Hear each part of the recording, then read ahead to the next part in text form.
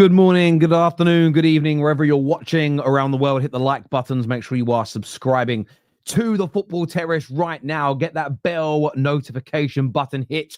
Also, crazy times. We're talking about crazy times this morning on the Football Terrace. We're taking your calls as well as the Victor Gyokeres agenda that I think absolutely reeks to high heaven. And I want to discuss this because we're just getting fed more and more nonsense from the mainstream media. We're talking about the Mainoo and Amorim war. A big report this morning that Amorim was fuming, left angry, left frustrated that Mainoo was allowed to stay at the club. I'm going to go into reasons as to why. Plus, now or never for Mikel Arteta. That should be the narrative, not now or never for Arsenal, and I'm going to explain why on the show. Plus, we're taking your calls. If there are any other subjects that you want to speak on today, feel free to let us know in the comments section below. But good morning to everyone. Let me know where you're watching from around the world. Also, always important to know these things. Terry, you just woke up, brother. I don't know what you mean. No, I've been awake for a few hours, took the car to the garage, come home, had breakfast. A little bit later going live than I wanted to be, but that's because I got caught up at the garage. But there we go. I'm all good. I'm going to start with I'm going to start with the Arsenal situation. I have to start with the Arsenal situation today because this has been bothering me for a few days, and I didn't discuss it because there was so much noise with transfers and Alexander Isak. But I have to discuss it. We have to talk about it. And the Gyokeres situation stinks to high heaven. The agenda is ridiculous. The punditry is just coming off. Sorry, my cover was coming off. The punditry is beyond crazy, what I am hearing.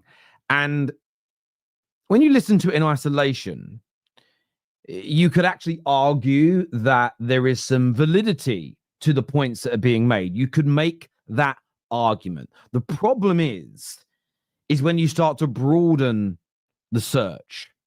And we're going to go into why. There's also a mad rare claim in what I'm about to tell you as well. And it's the manipulation of the media. And I feel sorry for the fans that are convinced by it. But take a look and a listen to this. I mean, I'm looking at him thinking, I want a bit more from you. You know, when he was at, I go back, Sporting Lisbon's different because there's a different kind of culture, right? And Sporting Lisbon was a great team he was in. And he was always going to get goals there. But when he was at Coventry, he looked quick down the side of the pitch, like proper quick. Mm-hmm. And now in the Premier League, he didn't look quick today, did he? No. There was times he had the march and didn't get past the centre-backs. And it's a concern, I think, whether this kid is going to have to step up and be this number 9 that Arsenal have been waiting for 3 years. A lot of pressure. So there is a lot of pressure on him. I'll tell you what I'd be concerned with. I really hope he does crack it, but I thought today was quiet. Do you know what I'd be concerned with? The fact that David Raya has come out and said that the new Bulls, the new Premier League Bulls is why he conceded that free kick. Does he? His exact quotes were, he says, with the new Bulls, we have to adapt. Oh, okay. So he's blaming the new Puma Ball. Well, we'll come on to the ball in a moment. The Gyokeres situation annoyed me because, yes, he didn't have a great game. And you could argue that's his fault. Look at 90 minutes played, no goals, no assists, no shots in the football match. When you say that out loud, it sounds horrendous. Only 7 passes attempted in the whole game, but only 5 of them complete. He did create 2 chances in the football match, to be fair, and only had 17 touches, only 2 touches in Liverpool's box. And it isn't great. And I can understand how, in isolation, you would sit there and say, it's terrible performance, Terry. That should be criticized. That should be ridiculed. The problem is this happens a lot in the footballing space. And I always use this example because I think it's the best we've ever seen. Not because it's my example. I'm talking about the example given by the mainstream. Paul Pogba walked on the pitch for 25% of the game, or for 25 minutes, I think it may have been. Great. How does that compare to other players in his position in the United team and across other clubs? Because we don't know whether it's good or bad when it's a statistic in isolation. And I say that because when you look at Hugo Ekitike, who is also an excellent striker, he only attempted 5 passes in the whole game and only 2 of them were accurate. He had no shots in the football match. He had just 18 touches and only one inside the penalty box and created no chances in the game. And Hugo Ekitike is playing for the better team and the home side. And his performance, whether it be on the eyes or whether it be statistically, was as bad. If we want to say that Gyokeres had a bad game, why were they both bad? Because both teams defended impeccably. Both teams made it almost impossible for their opponent to penetrate them and to create gilt edge high chances. It's why it was one of the lowest XG games in the last 4 years in the Premier League.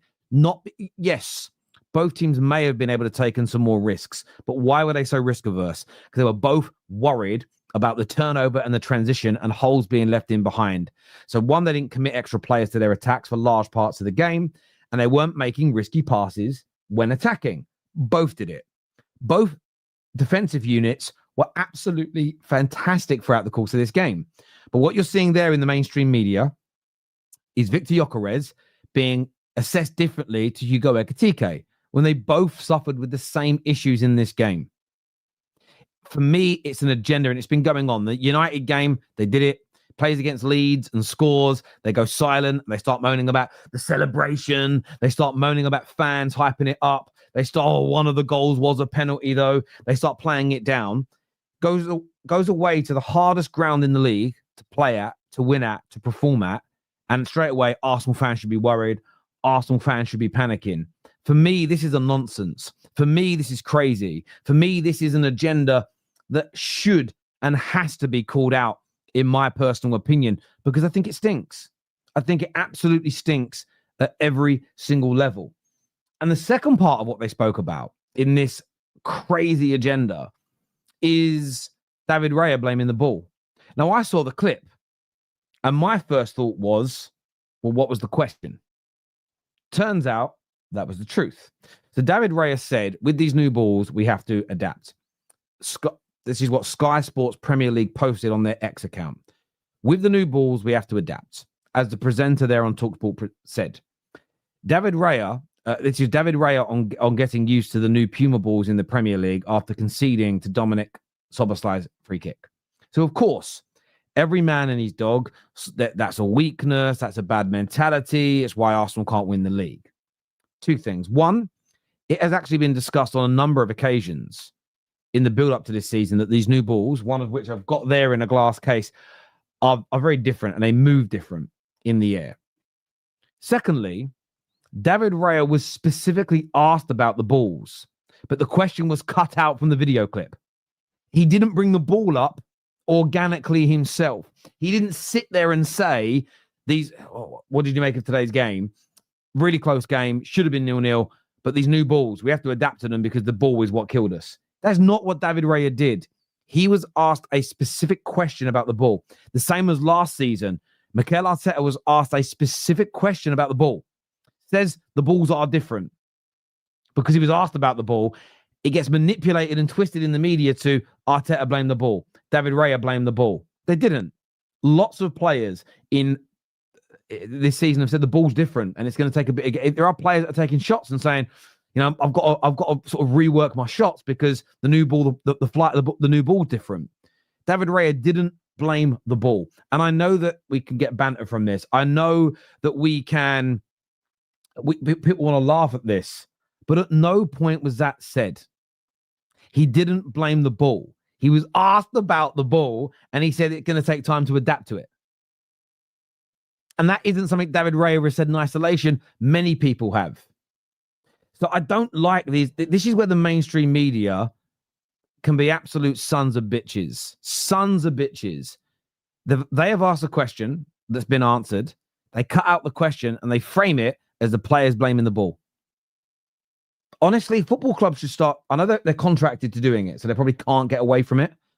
But they should really think about refusing to do these types of interviews. They really, really should.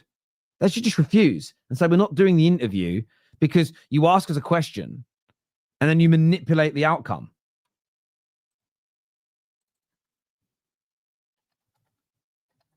It's just, honestly, it's so disingenuous of Sky Sports to do this. Why? What is the mileage in it? You tell me right now.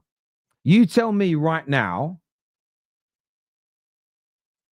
where's the mileage in it?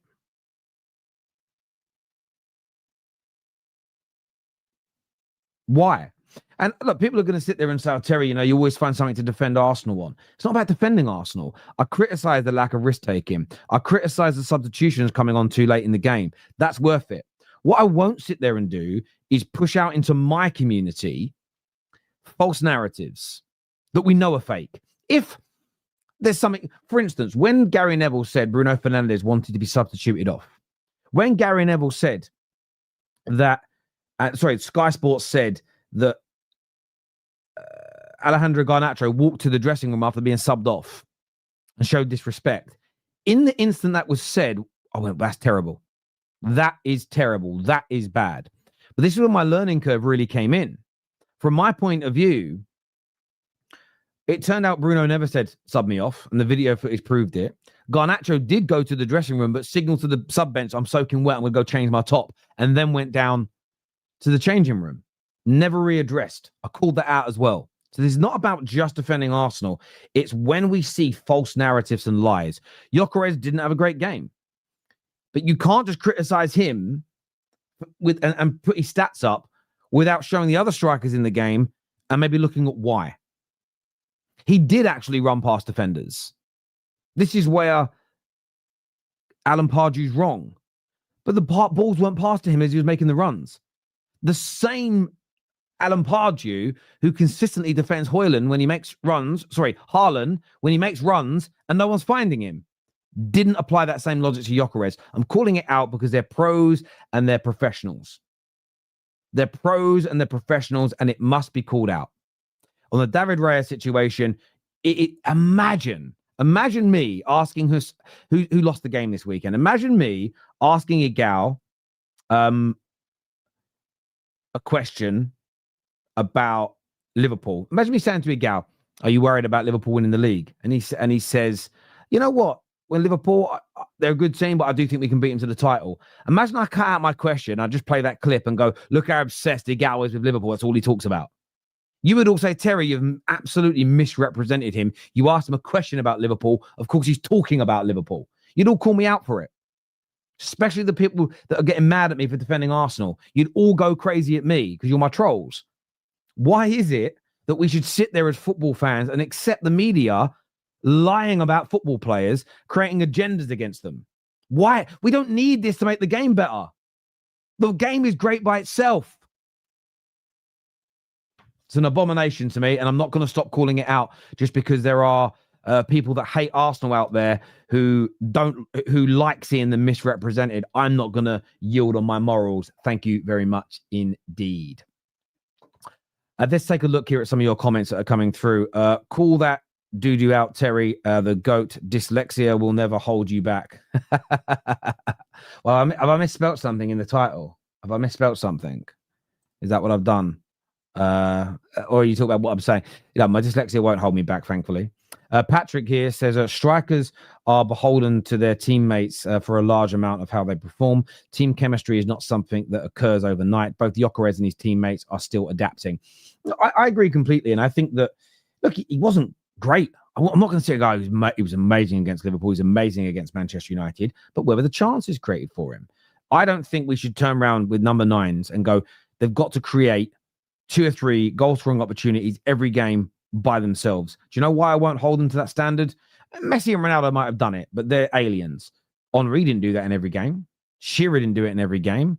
Owen didn't do it in every game. Andy Cole didn't do it in every game. Rooney didn't do it in every game. Drogba didn't do it in every game. And I'm talking about the GOAT of the GOAT of the GOAT strikers in Premier League history. They didn't do it. Suarez didn't do it.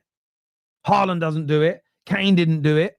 So I'm not going to hold Gyokeres to a standard that has never existed for any other striker in Premier League history. Can't do it. Won't do it. Doesn't matter that he's at a rival club. Because when you set that precedent, this is why football punditry and this is why the football fan content creation scene has gone down a dark path. We're creating standards every year and heightening them that have never existed before. We're going to end up hating the sport, especially if we indoctrinate people into thinking that's what good looks like. How can a acceptable standard be set at a level that's never been achieved before. It's absolutely ridiculous. That Rooney, listen, I watched the whole of Rooney's career. Rooney did not create for himself in every game goal-scoring opportunities. He didn't. He did not, in every single game he played, especially against big teams, create goal-scoring opportunities for himself. Didn't do it in the Champions League final in 2009 against Barcelona. Didn't create a chance for himself. Didn't get the ball out wide, take a man on, beat another defender and have a shot on goal. Didn't do it. He didn't do it in every game. It's a lie. Again, Henry and Suarez did not create themselves chances in every game. I mean, completely by themselves. No 1-2s, no through balls, no cutbacks, no crosses, no layoffs. The most I'll accept as an assist would be a ball into a channel or a ball passed into them 20, 30 yards from goal. And I'm not talking turning and blasting a screamer because that's not really a chance. That's just a speculative effort that they executed brilliantly. I'm talking about creating clear-cut chances for themselves. No one of those players ever did it in every single game. Don't lie. You're a liar, Z. You're a liar, bruv. And he says here, maybe not in every single game, but that's a bit extreme. Well, it isn't extreme because Victor Gyokeres has had 3 games this season. 2 of them are away at 2 of the hardest grounds for Arsenal to win at in the league, and the other one at home to Leeds. It is too early to be making these assumptions. It is too early to turn around and say, that's it, he's done. Because based on just the performances and what he's done in those games, you're not doing that for every player. Because what about someone that started... You look at Sunderland. Sunderland have had a great start to the season, but look at who they've played. You look at who Man City have played so far. You look at who Liverpool have played so far. Everyone's played a different variety of teams, yet everyone's making conclusions. So you're doing the extremity. I'm pushing back against it. I'm not creating the extremity. I'm saying we shouldn't have one. Let's have a little look here. Can you can still call out. You can call it out as much as you want. It will never change. Stop acting like you can move and shake the industry. That's just a ridiculous way to look at the world, though, isn't it? You know, imagine. Just, I'm not gonna give you a scenario. I want the audience to use their brains here. My community is the best in the world. Imagine we apply that logic to all situations in the world. That just because I, as an individual, can't change that entire scenario, I should just ignore it. Deep that for a moment and apply it to things you care about in life. Whether it be about poverty, whether it be about sports, whether it be about business, politics, whatever, any walk of life, climate. Imagine we apply that logic to the world. It's stupid. It's stupid. Absolutely stupid. Absolutely stupid. This here says people are always quick to judge. I'm not doing it to new rival players, not only mine. Well, this is it. People don't realize when you start pushing these new sort of standards in, you end up creating a scenario where your own players then get ridiculed too early, the pressure mounts too much, and they're more likely to fail. We're creating a horrible environment for football. But the content creators that are doing this are doing it because that's how they make their money. The TV companies know they've got to do it to keep people. They think they have to do it to keep people engaged. They don't. You know, they don't. You know? This is, it's not ridiculous. It's just not going to change. It's just real. Well, I'm not saying I can change the way Sky Sports behave, but I look at life this way. It's about what ripple effect can you create. So I've always viewed the world in this regard. If I can help one person see things for what they really are, and I do believe my opinion's right, otherwise I wouldn't give my opinion, the same as you believe your opinion's right, DNA. You believe you're right and you're allowed to express it. I'm not shutting you down. I'm not canceling you. I'm not deleting your comments, right? So you see it differently than me. You want to convince people to just ignore it because it's the way it is. I want to try and convince at least one person to push back against false narratives. And imagine if we all just convinced 2 people each to not listen to false narratives. If we all convinced 2 people each, I think we'd all enjoy football a little bit more.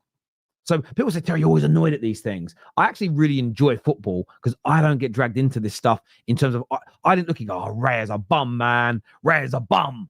I looked at it and the first thought was, they've asked him that question, they've cut it. Scumbags. Doesn't change how I enjoy football. I think you guys enjoy it less because you pull into these false narratives. And then when they're used against your clubs, you cry. I see it the other way. I wonder if fans hate on Arsenal because of the pundits and the media, or if the pundits and the media hate on Arsenal because of the fans. My view is they see what the media have seen what fan content has done and what fans do online, and what the mainstream has done in the last 6-7 years is they essentially copy it, and then they mass produce it. And what's started to happen is this: fans have weird agendas online that don't hold true in reality of football, but the media companies now run with them. And those trolls online, they go, oh my God, I was right all along. So they start doing it further. It's why yesterday, everybody that was against Mo Salah yesterday, everyone that thought what Mo Salah did was wrong, it's because they're the type of content creators who live off agendas. I think they live off agendas, and they think, oh, if agendas go, I'm going to be in trouble. No, just talk football and you'll be okay. And if you can't survive, that's why I was shocked at Mo and Hussam, because they don't need agendas. They're fantastic content creators. But I think they suck it in a little bit. No, we've got to be allowed to criticize players. You can criticize that being disrespectful. KJ and me, there's a guy called Johnny used to come on our shows, and the amount of times we get into debates with Johnny, there's a difference between criticism and abuse. And that line has become too blurred for me. Terry, you do agendas sometimes. I don't have agendas. I have opinions. And if you show me a fact that counters my opinion or prove me wrong, I'll change my mind. I used to believe net spend was real. Then the likes of Kieran Maguire and Professor Robert showed me it wasn't. So I changed my mind. An agenda would be to continue pushing a false narrative. So it's not an agenda if I know it's wrong. So, for instance, I thought that Garnacho stormed off down the tunnel last season. I pushed that story. I spoke about it. That's wrong. That's a disgrace. When I found out it wasn't true, I apologized for getting it wrong, and I pushed the truth, because I don't have an agenda to hurt Garnacho. Someone who hates Garnacho, though, would ignore it. There's a fundamental difference between having an opinion on the situation and being open to changing your mind than having an agenda against a club, a manager, whatever. I'll tell you an agenda I have against PGMOL. I have an agenda. But you know, when they get decisions right, I praise them for it. When they get things correct, I praise them for it. I won't ignore the good things just to push the bad agenda. There we go. Fundamental difference in my personal and humble opinion. If you haven't hit the like button yet, by the way, please get that done for us. Very, very important to the channel that you get liking these streams and everything else. Terry, I've done a few less streams recently. Yeah, I've done a few less streams in the last few days because there's been a lot less news, and it's the international break, and I kind of always take a little bit of a slower week in the first week of an international break. Next week there'll be England games, and then building up to the Premier League coming back.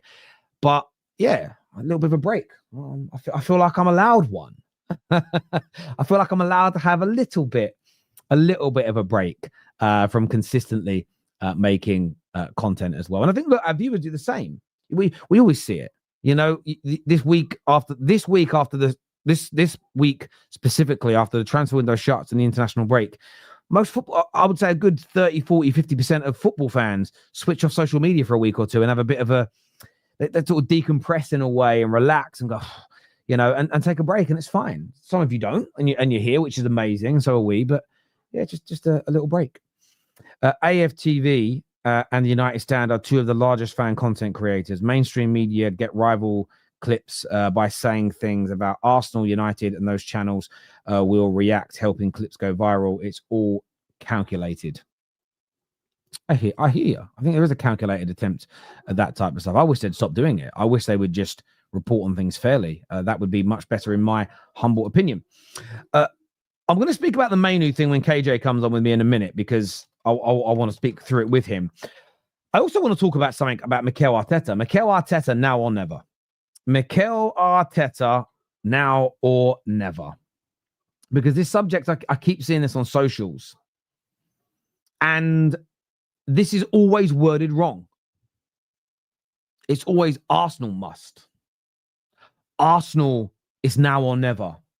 It's do or die for Arsenal. It isn't. Arsenal is going to be here in 150 years' time. Do or die, now or never, is again, we can't start words can migrate, but you've got to explain why they've migrated, and the majority of people have got to agree with you. I'll give you an example. As a kid, my grandmother, love you, Nan, love you, big Nan, but she would say, why do you kids keep saying things are wicked? Nan, wicked means good. She couldn't fathom. My nan's generation, the word wicked meant evil, horrible, cruel. I grew up in an era where wicked meant very, very good. And still, when I hear the word, if someone goes, oh, that person's really wicked, it always takes me time to go, oh, you mean horrible? Because my instant reaction means good. So words can migrate. However, saying something's do or die, or now or never, I don't believe the meaning behind those sayings, those phrases more so, have migrated. Now or never, do or die, Arsenal must. That means do it now or never.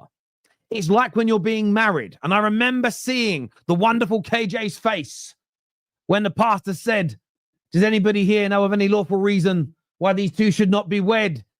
KJ just looked around for a second like all grooms do. They panic. And KJ has nothing to panic about because KJ is one of the most purest human beings on earth. Big up yourself, brother. But if you're watching and you don't know who KJ is, right? KJ is my business partner, works with me, a good, very, very dear friend of mine as well. Yeah, he's been a big part of the show. Do or die, now or never. They must. There is an underlying implication that we all universally understand. It's do it now or it's over. And if Arsenal don't win the league this season, Arsenal Football Club isn't finished. So it's a ridiculous statement. It makes not 1 ounce of sense to a man like me, and probably not to people like you. Clever, smart, articulate individuals. It makes no sense. It's soppy. It's silly. I do like this new flask I got. It keeps my tea nice and warm. I got this. I went to a wildlife sanctuary when I was on the Isle of Wight, where they take in rescued animals. They had bears. Actual grizzly bears. I've never seen a bear. I just stared at them for 2 hours. I was mesmerized by them. Very close as well, through the fence. I was about 3 foot away from actual bears. Couldn't believe it. So I bought one of these to help support it because they literally take animals that have been mistreated and everything else, and they help them. Anyway, I digress. It's do or die for Arteta. It's now or never for Arteta. Arteta must win a major trophy. And I think the framing of this conversation is very, very important. I think it's absolutely imperative that we frame this and we push this narrative correctly. Because I get accused. I've been accused just today. Oh, you defend Arsenal too much. I don't think I do. I think I push for what I think is the truth in football. I push for the media outlets to not lie to us. I push for agendas that if they're debunked or there is factual information that disproves an agenda, I feel people should yield on their proclivity surrounding it. And I stand on that.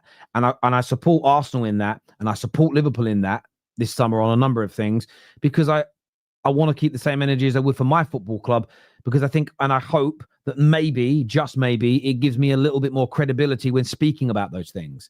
I would have no credibility defending United against lies from the media if I amplify the lies about Isak and Liverpool this summer, if I amplify the lies and the miscommunication around Gyokeres. It would do no justice to what I'm trying to do. But Mikel Arteta must. And I stand on this. And there should be pressure on him to deliver. And there should be an expectation on him to deliver. I don't quite think he spent £1 billion. I do think that is a lie. You might say the better part. We actually look at the numbers here, actually. I'm going to add this all up while we're talking live on the air. So I'm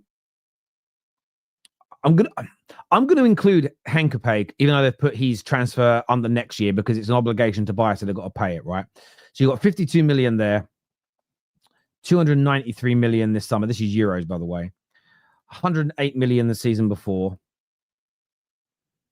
235 million the year before that. That was the Rice summer. 189 million the previous year. The Ben White season, 1.67. That is over €1 billion now. And then there was the 86 million the previous year. And then and then 8 million, the loan of Mahrez. So that is 1.135 billion euros is spent in pounds. That is the better part of $1 billion, actually. Actually, the true claim. 980 million pounds. So, ballpark, it is $1 billion that's been spent. Okay. And the only reason why I challenge that is because for years, Terry, why would you say that? Is it quite $1 billion? For years, people have said it was 700 million when it was 500. When it was 700, they were saying it was 900. Go back and look at people's content when they speak about it. They've often spoke about it in euros, but not specified. So they go, oh, spent 800 million. Yeah, 600 million pounds it was. The same as some people say he's almost spent 1.2 billion. Well, he hasn't spent 1.2 billion. There's actually a huge difference between 980 million and 1.2 billion. You're talking the better part, you're talking about $250 million difference. It's a lot of money, right? It's another summer or two, but he spent a lot of money, and that should not and cannot be played down. He is invested. This summer he has been backed to be to within an inch of his life. And this is my message to Arsenal fans. By and large, you cannot defend him anymore overall. So there might be individual games where you say the manager got his tactics right, the manager got the system right, the manager made the right subs, but the players missed 5-6 massive chances. David Raya threw the ball into his own net. There are times where you can, of course, defend your manager. No one is making the claim that you can't. But overall, 5 to 6 years at the club, 980 million pounds spent, one of the best strikers in the world, great depth in attack, brilliant midfield. I think the best defensive unit in Europe. And I'm talking the main 4 defenders, the keeper and the substitutes and the backup. I don't know if anybody's as stacked as well. It is now or never. Well, let me rephrase that. It should be now or never for Mikel Arteta. That does and should fundamentally exist at every single level. And I think that when it comes to the narrative around Arsenal this year, I can't tell an Arsenal fan how they should feel. I can challenge if I think it's wrong, though. I can challenge if I think that they're miscalculating something. If they want to feel that way, fine. You're a human being. It's your right. Feel that way. I think Arsenal fans, I get there is a propensity to defend Arteta because there are certain Arsenal supporters and rivals that give him no credit for even helping to get you to a point where the manager's in a now or never situation. You go back 5, 6, 7 years, there might have been some generations of Arsenal fans that felt they'd never even get to a point where they felt like they should be winning league titles. When Wenger was being chased out, this was about a team not being able to play well away from home against big teams, mount serious challenges, falling away from top 4 positions, never being taken seriously. Arsenal are taken seriously now. Yes, you'll get the bridesmaids. Yes, you'll get your perpetual losers. A lot of that is rival banter. Everybody knows how good Arsenal are. Everybody knows how much of a threat they are. That's why there is a sigh of relief and an outpour of banter when you do lose certain games versus what it used to be, which is just lost the opening game to Brentford. There's a fundamental different reaction from rivals. I know it because I feel it. So, look, I think the framing's got to be right. Arteta must. Maybe not so much Arsenal, but I'd love to get your views. I'd love to get your opinions on that in the comments section below. As I said before, please get yourselves liking, get yourselves subscribing to the channel. Get that bell notification hit as well. Really, really important to us. Thank you, people. KJ joining me in just a few moments where we're talking about the Mainoo and Amorim report today that there might be a bit of a war going on. I need to get people's opinions on that. Let's have a look at some of your more comments that have come through. This here says, Mark Goldbridge is a perfect example of how if you just talk real football, you get blessed. People just think before you speak. Well, Goldbridge is a very interesting example because there, of course, are viral moments where he's losing his mind at his team. Most of that, by the way, is during games. And I do think there is a dichotomy, a contrast, a difference between how you speak in the middle of a match when your emotions are heightened versus on a Saturday compared to how you talk about that game on a Wednesday morning. When I see people as angry on a Wednesday morning as they are during a football match, unless they're kids, unless they're between the age of 10 and say 17, 18, if they're grown men, 30s and 40s and 50s, and they're still angry, it's either one, they've got a deeper underlying issue in their life, or two, they're faking it. You can't be that angry 4 or 5 days later. You just can't be. Not the same as in a match. Don't believe it. I don't believe it at all. Never have believed it. Never. In most situations, is the same. You could be in a very... You could see a man hit your mum. And in that moment, you want to kill him. 4 or 5 days later, you might still be angry, but the anger is nowhere near the level it was in that first instance when you saw it. It can't be. It's a different type of feeling that you have. You're still angry, still annoyed, but it ain't the same. Because I think if you actually stay that angry for 4 or 5 days, I think you'd die. I think your body, I think your heart would go, good night. I don't think you could stay that angry for that amount of time. You have to cool and calm down. And that's, by the way, someone hitting your mum. Football, it's not as important. I don't believe it. Never have done. Never will do. But with someone like Mark, he has his agendas in things he believes and things he thinks. But I've worked with Mark once a week now for the last 5 months. And I challenge him on things that he says, and he sees it and goes, I get your point. I get your point of view. I see where you're coming from. And that's the opposite of having an agenda that you never yield from. If you can't see somebody else's point of view or won't even attempt to understand it, that's a disgraceful agenda. Massive hypocrite, Terry. You've been trolling Newcastle all summer because it makes you money, bro. You mock very obvious mentality fans that call into Talk Sport. Well, that's not true. I call out the pundits that call into Talk Sport. Not the people that call in by and large. There may be a few callers that I've laughed at in the past that have gone crazy, but I don't think there's any sign that there's anything wrong with their mentality. They've just been emotionally heightened. The same as laughing at Mark Goldbridge when he's losing his mind during a watch along isn't laughing at somebody that's got a mental issue. It's laughing at someone that's just in an emotionally heightened state. So I reject that notion wholeheartedly. But I haven't been mocking or I haven't been trolling Newcastle. I've been talking about stories that I believe to have a large element of truth to them. Turned out were all true, by the way. That isn't trolling Newcastle fans speaking about the news. Yes, I will have fun because there is room in football for banter. There is room in football for having a joke. What I won't do, though, is knowingly push false narratives. So Sky Sports asking David Raya a question about the ball and then clipping the video so it looks and framing it like he brought the ball subject up is different. That is different to me saying, I believe David Ornstein, I believe Ben Jacobs, that there's a chance that Alexander Isak leaves Newcastle this summer. You cannot conflate these two situations at all, Bruno.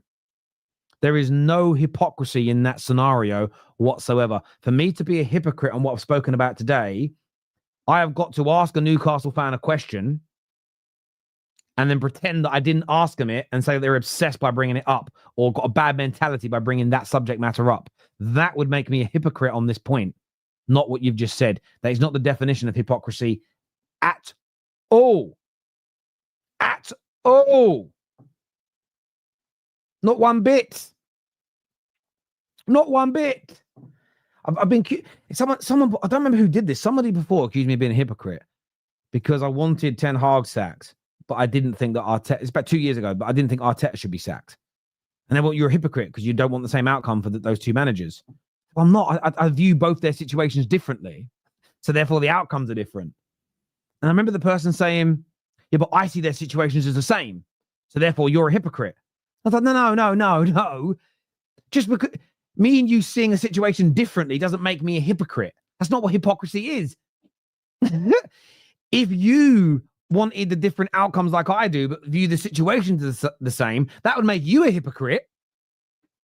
But neither, I don't remember who that was I was debating with. I couldn't remember it.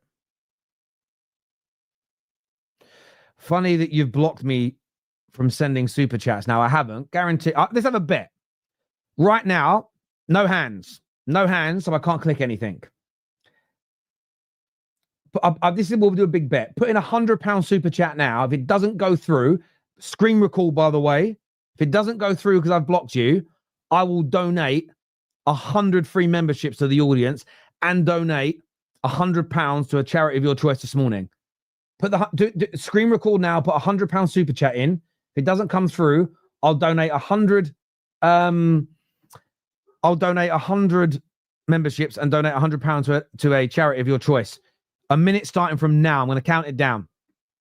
Come on, put your money where your mouth is.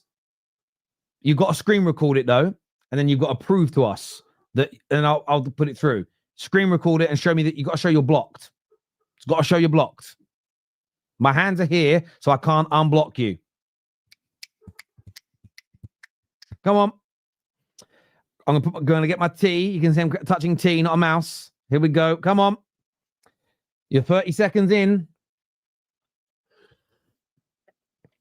Come on, my old pedigree chum. Come on, Bruno. Why would I do £100? I'm not a moron, bro. I'll do $199. Well, see, they do $199 then, but I was trying to make it a heightened bet. Because if I'd really blocked you and you weren't just saying it to lie, you would have taken me up on the bet, wouldn't you? The reason why I said £100 is because you lied that I blocked you to make it look like I was shutting down your comment, and I didn't. So the reason I said £100 is because it proves you're lying. Come on. We're very close to a minute. Actually, we've gone past a minute. Come on. Bruno bottled it. Well, the screen record it and say it said the same thing. If I blocked you from super chatting, your comments wouldn't come through either. If I blocked you, you'd be blocked. And it also would show on the... I'll give you an example. I'm going to block you now, right? I'm going to block you now, right? So if I click on hide user from channel, what it does, your comments then get deleted and everybody sees it. See, now it's gone and it says message deleted by the Football Terrace. Now, if I click on it and unhide you, which I've just clicked on now, your comments, I don't know if your comments come back, but they stay blocked. People would know if I blocked you. They can see if you get blocked. Come on now, stop the lies and have a grown-up conversation. But by the way, thank you for the super chat. One thing I do say to my moderators, I don't care if they're abusing me. Don't block a super chatter. I wouldn't block a super chatter, my friend, unless they're saying something abhorrent. Someone said there's breaking news. What's the breaking news? Is it good breaking news or bad breaking news? Don't know. KJ is joining me on the show now. Let me get my earphones out because I've got to go pick up my my car soon. In fact, my car could have got me. The car I'm driving now could get me in trouble, though. I tell you. Terry, KJ's here. Yeah, my car could get me in trouble right now. The car I'm actually driving. So the young lady who deals with what have I clicked? The young lady that deals with my car. I'm using her car as like a courtesy car, but like in the glove compartments, in the passenger seat, like her makeup, her perfume, her sunglasses. I was like, yeah, the missus better not see. It looks like I've been out with another lady. Very sus. Yeah, it does look sus right now. It does. It looks like I've nicked a woman's car. It's just you can tell it's a woman's car, and I just stolen it. KJ, I wanted to ask you. A big report this morning. From who? From who? I need to know who, because I haven't seen these reports. His name's Steve K. Right? It's Steve K. Right? Steve K. I think I've heard of him before. Yeah. So he has said Ruben Amorim has been left frustrated by Manchester United.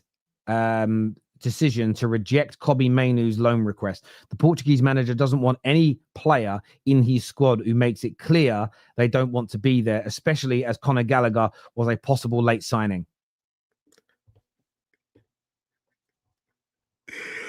There's no way. There is no way Ruben Amorim does not like the fact that Kobbie stayed because he couldn't bring in Conor Gallagher. There's no way. There's no way.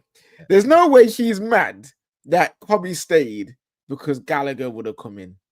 There's no way. And if he is, he shouldn't be Man United manager. I'm sorry. If that's real and he's genuinely upset by that, by one of your best prospects staying at the club, what are you doing here? what are you doing here, man? Like, let's be serious. I think what's happened is this. If Kobe had left on loan, he would have got a new midfielder potentially, I reckon. And then the club has not sanctioned that. And it's like, as much as I like Kobe, I wanted a new midfielder. I don't think it was because of Conor Gallagher. Like, I don't think specifically he's like, get me Conor Gallagher, get Mainoo gone. In terms of the potential of him saying, oh, it's because he doesn't want players in his squad that doesn't want to fight or he don't want to be here. I understand that. No, I get it. As a manager, you want everyone on board. If not everyone's on board, why are they here? I understand that. So I get where he would come from with that. But my thing would be this.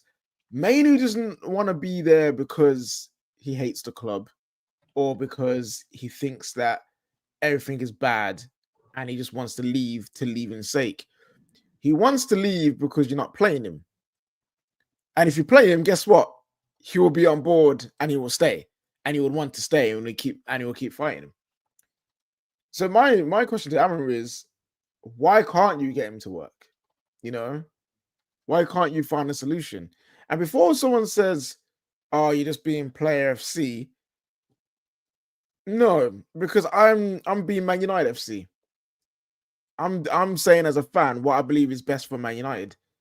And I believe that Kobe Mainoo having a chance to play and prove himself better as Man United than him not playing. It actually helps Ruben out more than him not playing. Because if Kobe played and he played 5 to 10 games straight and he's just poor, guess what?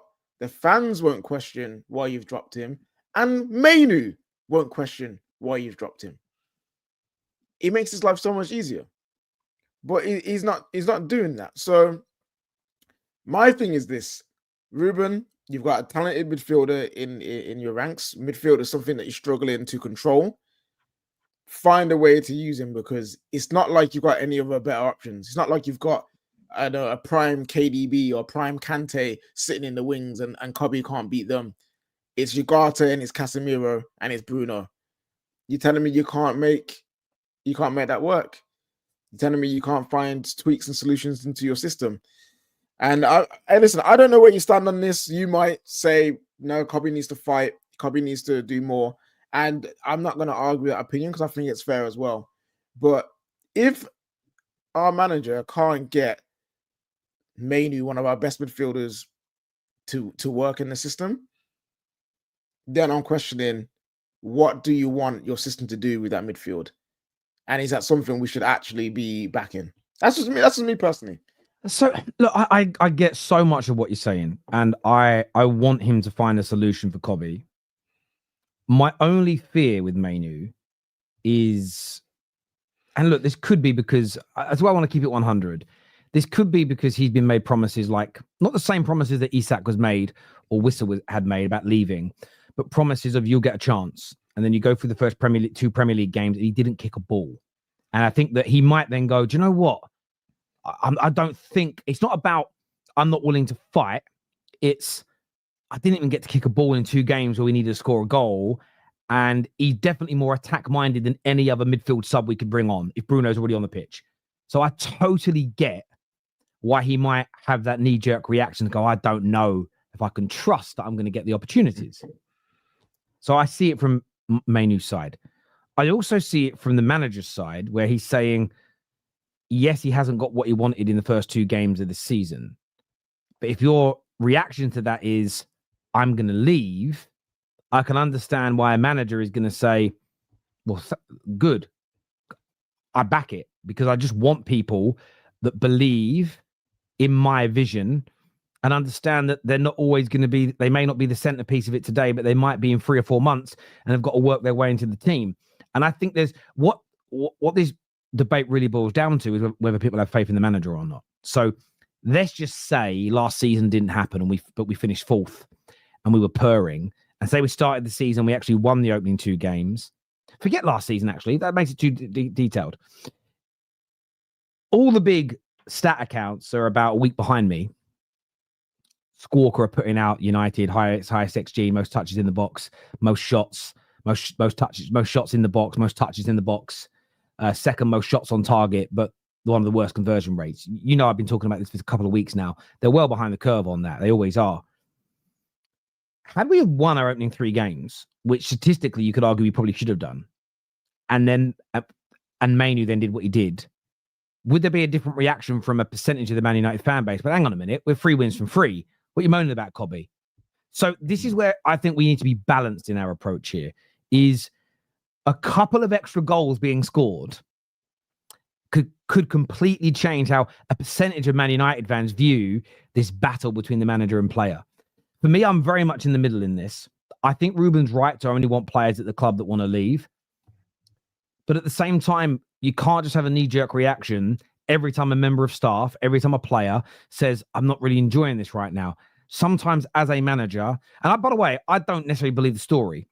Yeah. I don't think he has sat there and gone, I'm fuming that Mainoo stayed, because you're going to have these moments. Listen, I hope you don't mind me bringing this up. You and I have had conversations where we've looked at things and gone, we want to employ new people, or are we going to do this, or we're going to do promotions, or we're going to do that. And it's like, do you know what?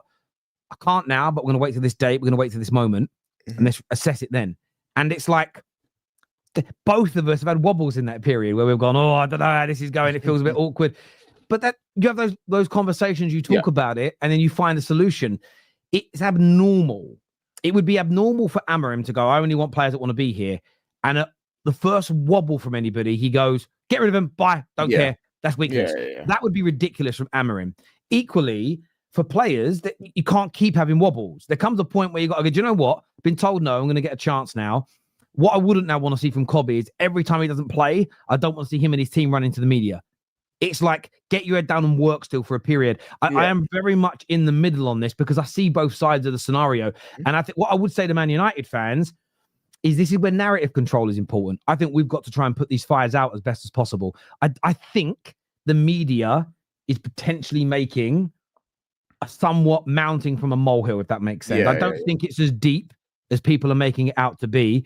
But what I would say in Cobby's favour is I want to see Amorim give him chances. And you know what? He started against Grimsby and he came on early in the second half against Burnley. So since he said, I'm not happy with my game time, he's had as much minutes as anybody in the midfield, if that makes sense, because he played the whole game. And I thought he'd get taken off against Grimsby, but actually he kept him on. Normally he takes him off and he kept him on. So I think since that moment, he's given him the game time, if that makes sense. Well, he played 90 minutes plus 45. So, I don't think any midfielder has had more minutes on the pitch than him in the last 2 matches.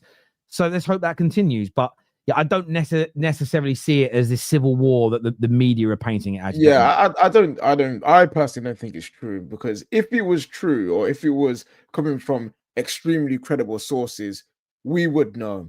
Laurie Whitwell would do an article, potentially Ornstein, Andy Mitten, flipping out. Even what's his name, Samuel Lockhurst, that guy there, like even he would report on this kind of thing. And the fact that it's only come from one source, and maybe this source is going early, maybe it'll come out in a few days what's going on, but the fact that it's just from this one source, I literally only saw it because you and Mark at the United Stand spoke about it. I wouldn't have known this was happening. So that's why I don't think it's real. But overall about the situation, my feelings. I'm not happy about it at all. And you get this thing where people say, I saw in the comments, which is a fair point, which is Mainoo's attributes and profile as a player does not suit what Amorim wants his midfielders to do. And I've been watching the tactical videos, the breakdowns, and all of these things, so I understand why that's the case. But as the results, I know, Terry, you're saying a few goals changes the perspective, and it does. But the results and the way that we get broken down and the way that we can get teams nullify our midfield, not saying our attack because we've had chances, but our midfield, for me, I look at it, it's like, but there's still some tweaks that Ruben in your system that you need to make that you're refusing to make. So outside of Cobby playing or not playing, Ruben, what are you doing to plug your weaknesses? Because I've seen a manager right now who he's not trying to change his weaknesses. He's trying to up his strengths. We sign better attackers for him. He's trying to make sure that we press better. We do all these things. He's trying to make sure his strengths are as strong as they can be, which is fine. But I don't see any adjustment in the weaknesses, especially in that midfield setup. So yeah, I am worried. I am worried for the season in terms of if things continue on, will he make a change when he needs to? Because he says he does. He says he will. He said it many times. I don't play 4-2-3-1. I don't play this, that. But if time comes, I will change if I need to. He said it many times. So let's just see how it goes. For me, fix out that midfield, find the weaknesses in it, and find a way to cover it. Find a way to plug it. If that includes Mainoo, try it out. If that doesn't include Mainoo, that's fine. But you have to be justified in your adjustments to say so. Because right now, he looks crazy. You know what I mean? He just looks a bit insane. I understand that. And Maradon here says, Terry told us it is not the system though, KJ. Why does Scammer him not rate him? Well, this is what I like it when you lie in real time about me though, Maradon, rather than about something I said a year ago, which makes it a little bit of a hazier thing for us all to remember. I haven't said there are not issues with the system. There definitely is, in terms of when we push forward in our attack, there's a gap. There's a gap between our midfield and our back line. But there was a tweak in the last game, and I want to see if it continues. And I didn't mention it on Saturday because I wasn't on the show long enough. But did you notice Luke Shaw pushing up into more of a midfield role when we were attacking? If you actually go back and look at it, and so when Bruno was pushing, what you would get, you would have like Bruno would push forward and Shaw was stepping up. That's what's been needed. There was a goal we conceded in pre-season that some pundit was breaking down. It may have been the goal we conceded against Fiorentina. No, that was a set-piece goal. There was a goal we conceded anyway, and a punt. I assume it's the West Ham goal where it was a West Ham goal. It was the West Ham goal. Yes. He's on Sky. That's why it was broken down, and the lit should have been in that space. And this is where maybe it's tweaks or maybe it's players making the better decisions. If you got three centre backs, normally they're only up against one striker. You can afford to have a centre back go into the midfield hole that Bruno Fernandes leaves. That's where I look at it and go, that's where tweaks come in. I have not once said that the system is perfect. But his system is one of those systems that needs all the right profiles to make it work. Like a lot of club systems need that to make it work. Unless you're a manager that can play, that can or is willing to play multiple systems. So this is where it's always about the right fit for the right club. I don't think rumored Amorim's system inherently is problematic. It's whether or not we're going to ever build him a squad that makes it work to its fullest potential. Big Ange is a great example. If you give Big Ange a big club and an open checkbook and you let him buy essentially 23 profiles that work for him, I think he could win any league title in the world with the right squad because his system can work. The problem is when you're Tottenham, you're never going to have a squad that is good enough or deep enough to play that way 95% of the time. Pep Guardiola doesn't really yield on his system. With bad recruitment for 2 or 3 years, his team is suddenly looking like a good Premier League team, a very good Premier League team, not the best on the planet because the personnel isn't good enough. It isn't that the system is wrong, is I don't think he has the players to make it work. Then you have Thomas Franks, who the way they manage is, well, today I'm more pragmatic, tomorrow I'm going to be more attacking. They're willing to adapt. I get why Man United fans are like, no, we need a manager right now that can adapt. And I see the merit in that. I also see the other side of the argument, which is, no, let's implement the style. Let's just keep it no matter how good or bad the squad is. And let's build the squad. So when the squad is fully built, it'll be raring and ready to go. And I see merit in that train of thought as well. And the only reason I side slightly more with that train of thought is because that is the opposite to what we've done in the last 13 years. So I'm just willing to experiment with something new rather than do what we've done before. But there's no point where I've ever said the system and the personnel within it are completely flawless. I've also stated I think Mainoo, this is where I would challenge Amorim, is I would say to him, I know you might not always be happy with everything Mainoo does. Give him 4 or 5 starts on the bounce, irrespective of results and performance, and see what he does. And I think sometimes at United we haven't been good enough at doing that. You know, we had with Ahmad loads, and there was dichotomy in the fan base of Ahmad, good enough, not good enough. Give him 3 or 4 starts, 5 on the bounce. Let's see. because all players have up and down games. But you've got to, I think the issue with Kobe sometimes is, he does really well today, doesn't start the next game. Or does well, starts the next one, isn't quite as good, drop for 3 matches. It's like, come on, man. Give him a run of games to at least prove the point. At least then, if he got 10 starts on the bounce and 8 of the games he weren't good enough, I even think his biggest fans would go, yeah, maybe Amorim's right, you know. And if we're sticking with that system and Kobe can't work in it, at least then we can be grown up enough to say, I love Kobe, but maybe he's just not right for how we want to play football. And at least then you can make a more of an objective decision. At the moment, it's also subjective because we don't have enough data, enough examples, enough games to truly judge how he works in the system. Yeah, and then there's the on the field and the Amorim and the Mainoo dichotomy that we talk about. But then there's also another one, because there's another report, and I think Fabrizio is the one that said it, was that Sir Jim Ratcliffe was one of the people that basically said Mainoo ain't going and Mainoo ain't staying. And now, ain't staying, Mainoo is staying. Now I'm torn because obviously my owner also rates a player that I rate. You know what I mean? So I'm like, yeah, cool, we're on the same wavelength. Yeah. But at the same time, we've seen this before. We saw it with Martial and Pogba. Jose want to get rid. Joel Glazer and the Glazers just said no. We like them. They stay. And obviously, we saw how that ended for Jose. And I'm at this point where I'm like, okay, Jim, if you're doing this, if you're now getting involved, allegedly, I'm not going to say, because obviously we never know how truly involved he was, but say he's getting involved now. You have the decision to make now, because then you're now fighting the manager. Now, are you going to say, listen, we are doing the Chelsea approach where it's, and he's mentioned, and I say Chelsea because he's mentioned Chelsea before in terms of he appreciates and admires the way they run things. Are you now just going to be like, right, we are building a squad. We have a vision for the squad. We have a vision for Man United, and we're going to build towards that. Whoever's the manager doesn't matter.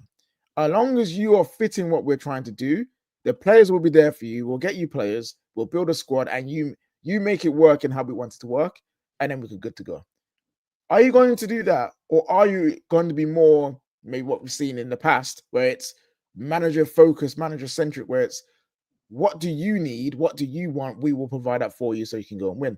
He has to decide, because we in my opinion, Terry, we're seeing both at the same time again. It's like they're trying to do the squad Chelsea model, where it's like get the squad and managers a plug and play, but then they're very collaborative with Amorim, and he speaks to him a lot. So that only works.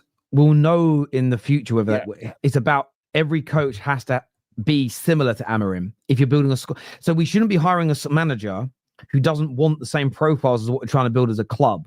Now, those profiles can be multifunctional. So, like you said with Dorgu, he can play right back, left back, and he can play wing back. But the managers, every coach or manager we hire has to look at the squad we're building, the profiles, and say, that's something I really like to work with, or I want to work with. What we can't be doing, and this is where I look at Mainoo and go, yes, we've stepped in right now and said, no, he's got to stay. But let's just say Amorim don't work out and he moves on, and you bring in another head coach who looks at our squad and goes, love it all, but I won't be playing Mainoo in my system. That's when, as a club, you have to look at it and go, well, that's 2 head coaches on the bounce that have said, I agree with everything, but that bit. And that's where fans have to look at it and say, again, that's where you've got to use your objective part of your brain versus the subjective part of your brain. And I want Mainoo to work, like I think every other Manchester United fan does. But I don't want Mainoo to work more than I want Man United to be successful. And that, for me, is where we have to be really open-minded. And equally, if he leaves and goes on and does well, but the player that we bring in for him takes us to another level, you do also realize no Man United fan will really give a fuck. True. Like, it'll just be like, hey, it's gone. And I think the issue is for Man United fans, we've seen Mainoo win us a trophy. You know, like, he's delivered something for us. The same with Garnacho. There's still people that are upset that Garnacho left, you know. And as much as I was okay with him leaving, when I speak to them and they explain why they're not happy with it, I'm like, you know what, I get it. I understand why you wouldn't be happy with Garnacho leaving. One of the points is about him actually delivering for us in the final. Mainoo's done the same thing. So for a lot of Man United fans, you've seen a player deliver for us in finals, with last minute goals like against Wolves, in last minute goals against Leon. You know what I mean? You've seen him actually delivering big moments. So you've got that kind of attachment to him. But then you've got a manager who's come in and it's basically said, you're not it's either you're not ready or you're not good enough for what I want to do. So we see that, like, but how is he not? And then it's like, but wait, if he's not good enough, who is? Because your record is terrible, and the players you put in there are also terrible. And I hear that. At the same time, again, the counter argument is, and just forget Ruben for a minute. Yeah. Haven't we also said Rashford, Garnacho, Januzaj, maybe, like we've all said, all these guys got too much game time, too young in their career. That's true. And maybe weren't ready. And it's different when people go, oh, but Dalman's going to get game time now. Dalman's coming into a team that's brilliant. As an example, young Rio Ngamoa, is coming into a brilliant team. It's a fundamentally different. They're not going to go into their teams and be the stars. They're going to be a supplement. Gary Neville spoke about this so brilliantly 5 years ago when United had when Rashford was a youngster and McTominay was a youngster. And I remember on Monday Night Football, Carragher said, what do you make of this new group? Could they be like your class of 92? And Gary Neville, this is when they were actually doing football punditry, and I loved it. He said, you can't do that to these youngsters. He said, we were different. And he was like, why were you so different? Because we were different because we had Bruce and Pallister, we had McClare, we had Andy Cole, we had Eric Cantona. We had all these elder statesmen. They were the spine, Schmeichel, they were the spine of the team. We were a complement to them, and we gave the team something extra. The United youngsters, we were relying on Greenwood and Rashford and McTominay to be our stars. You are putting the pressure on the kid to be the star. Now, every now and then you get an anomaly. You get a Yamal, you get a Wayne Rooney. Okay, these are as rare as rocking horse shit. They don't come around very often where they can go into a team. But equally, Yamal's not playing for a bad Barca team anymore. Would it have been sensible to put a 15, 16-year-old in 3 or 4 years ago?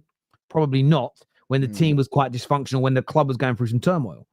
So you have to also factor that in, is when is the right time for a young player to come into a side? Yes, Bukayo Saka went into a dysfunctional Arsenal team at a young age and did very, very well. There are examples where it works. I'm not saying there are not. But most young players thrive in good environments, and United hasn't been a good environment. So there's both sides. There's a few super chats here that I want to go to. First one says, Sir Jim Ratcliffe also talked to Cobby to stay. Jim, keep out of the manager's decisions. Don't want the Forest situation. He says Jim Ratcliffe is talking to our players to stay and fucking over the CEO without money to speak with a shitty American here. Let me call in for 2 minutes. To be fair, the money was there to spend. We spent it. And if you listen to Laurie Whitwell and the guys who report on Man United, the problem with the midfield was it was either a number 6 or a number 9. And they chose a number 9 to spend a lot of the money on. And I agree with that. But then my problem is they inquired for Belieber. So to me, that says you got money. So therefore, spend it on a midfielder, but they've got their reasons why they didn't do that. But Jim has given Berardi money and Wilcox money, and they've spent it in the way that they believe is best. Yeah, and look, I don't have an issue with Sir Jim getting involved in decisions. He's part owner. He's the biggest shareholder of the football club, but I don't necessarily think his decision. I mean, they all go to him at the end for final decisions anyway. Yeah. So that's part and parcel. The same as, Newcastle's owners, FFGs who have to sign off on things. There's no issues in that per se. And I agree with his decision making in this instance. I do. I wish that we had owners that made better decisions before that. I've always said the Glazers say what players need to be played. I watch a lot of sports. United is different in a bad way. I need to speak. Look, Justin, we'll definitely take your calls next time round. I want to thank you for the super chat. I'm right at the end of the show. I've got to go pick my car up very, very soon. So I've got to end the show here. I want to thank Tyrus Young for the 7 donations of memberships to the channel today as well. It means a great deal to us. It really, really does. Especially with, it being the quiet time of the year. But I'm not even going to lie. Last night I was in the house, KJ, and I was chilling. I was watching I watched the movie. I watched Thunderbolts actually, which Oh yeah. for the first time in about 4 years, I actually really enjoyed a Marvel movie. It was very funny. I really did like it. Yeah, I'm it was a good. big fan of Florence Pugh. She's very funny, and I thought the Captain America character. I thought he was actually. I actually thought he was really good in this. I didn't like him in the Captain America and Falcon thing. I thought he was a dick, but I really liked him in that. But I was watching it, and I was like, it was so nice to sit and chill and watch a film for the first time in 3 months where I'm not worried about news breaking. Oh, But I was yeah. like, but then I was also like, things are going to get really busy from sort of next week onwards because then it's Champions League, Premier League. I know that there's loads of international breaks in the first 3 months, but it's basically just Friday, Saturday, Sunday, Monday games, Tuesday, Wednesday, Thursday games. It's going to be crazy. Yeah, So it's well, a nice we've got time we've got no one we cover full time in the Europa League, so that makes our life a lot easier as well. actually nice as well because Thursday nights, a couple of years ago, it was like that. Nobody was really in it. And Thursday nights were like my chill night. It was like my Friday or my Saturday night of the week. So I'm actually it'll be quite nice to get that back. Although, like most Thursdays, including this Thursday tonight, I'm live on the United Stand at 8 p.m. So make sure you're all tuning into that. We're live back here on the terrace at 5 p.m. for Six Sided, where we're going to be reviewing the transfer window, talking about some of the big talking points of the week as well. So make sure you're all back. This will redirect you to that show. So it'd be really, really good to see you all at 5 p.m. UK time. Until next time, take care. Goodbye. God bless. And I'll see you all again soon. Peace.